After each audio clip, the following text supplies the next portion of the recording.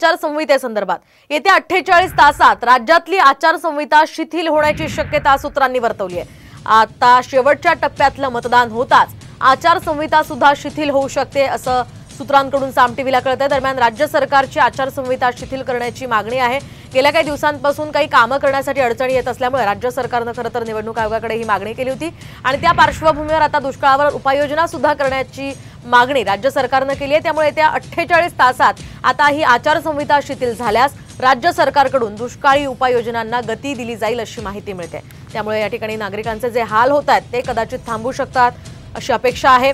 आपण पाहतो दुष्काळाची परिस्थिती काही ठिकाणी अतिशय भीषण आहे। त्या ठिकाणी एका हंडाभर पाण्यासाठी या महिलांना पायपीट करावी लागते, जीवघेणी कसरत करावी लागते आणि त्या सगळ्या पार्श्वभूमीवर आचारसंहितेचा खरं तर काही उपाययोजना करण्यासाठी अडचण निर्माण होतोय। त्यामुळे ही आचारसंहिता शिथिल करण्याची मागणी सरकारने केली होती आणि आता येत्या 48 तासामध्ये ही आचारसंहिता शिथिल होऊ शकते। दरम्यान शेवटच्या टप्प्यातील मतदान